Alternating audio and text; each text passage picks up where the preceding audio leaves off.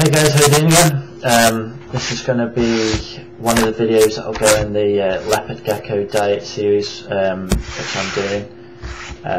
So yeah, this one will be concentrating on crickets, telling you where to find crickets, how much crickets are, how many you get in a box, what to keep crickets in, how to feed your crickets and gut load your crickets, best way to handle and feed the gecko crickets, best way to dust them, where to keep your crickets, how long to keep your crickets for, basically everything you need to know about keeping crickets, breeding crickets, ready to feed your leopard gecko, which is the important thing.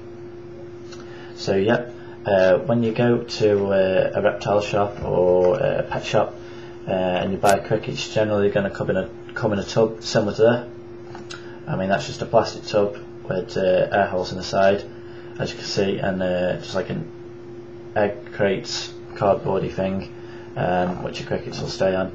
And again, yeah, I don't know exactly how many you get in there. I haven't really been sad enough to sit there and count how many crickets are in a box. I imagine you get about 50 to 100 in a box like that, if you were to buy them from a shop. When you're keeping in mind when you're buying crickets from a shop for your leopard gecko, crickets come in different sizes. I mean, this is a size 3 box that I've got at the moment to feed my one of my 08 hatchlings.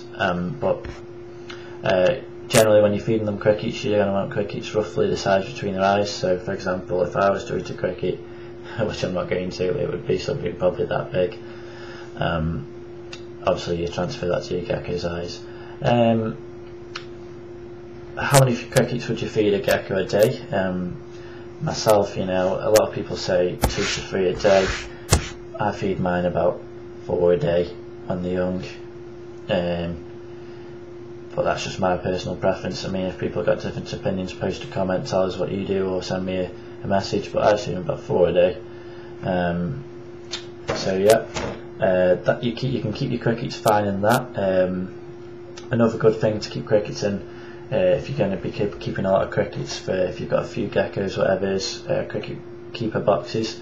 I mean, I've got a couple of these. I mean, this is one of the small ones. I've got the biggest one they do, but that's what it looks like.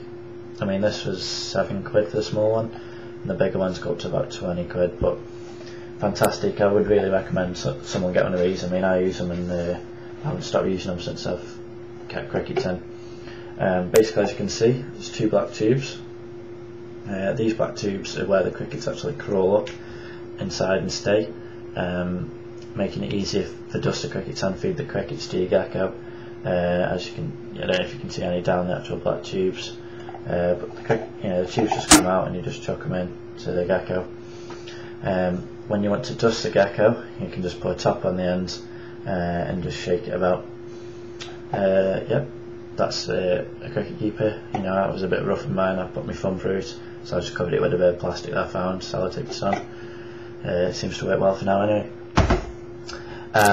So yeah, what else should I go on to now? Well, we've just mentioned dusting, so I'll just go on to the theory about dusting.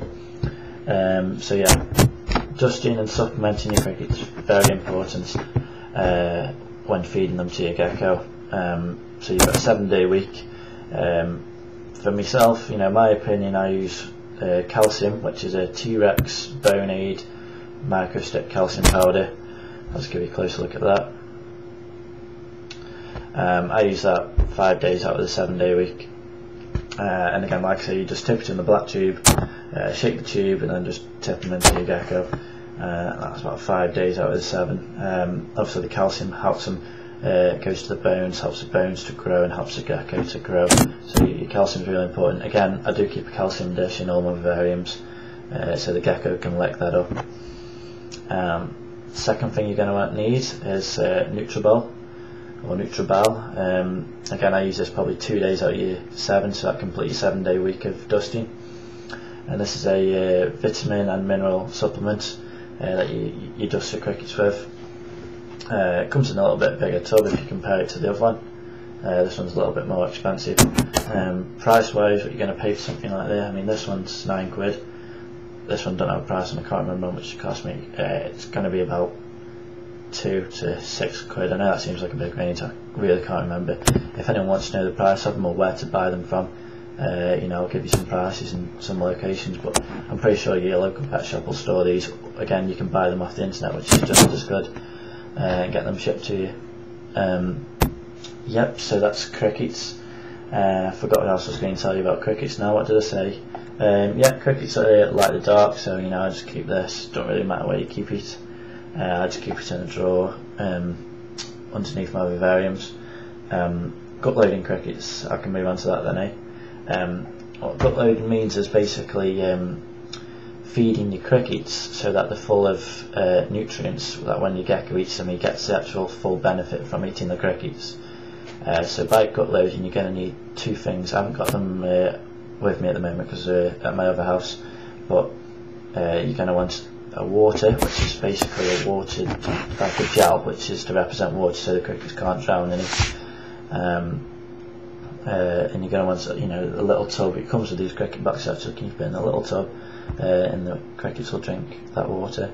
And again, the cricket food, they come for about £5 each, so it's about a tenner, and that gel will last you for a million, you know, thousands of crickets. So it's worth getting some.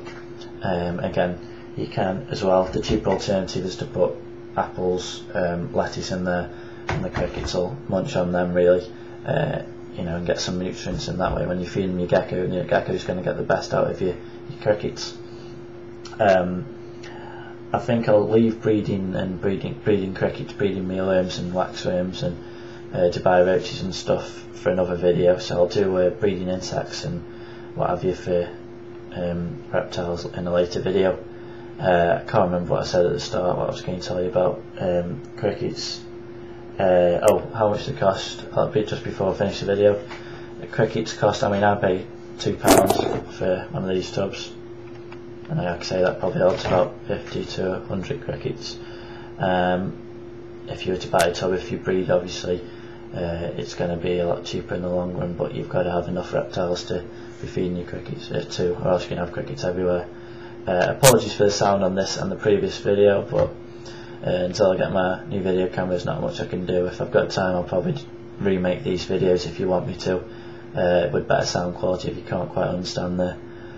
But yeah, if there's anything else you want to know on crickets, or how to keep crickets, or how to feed crickets to the gecko, just let me know.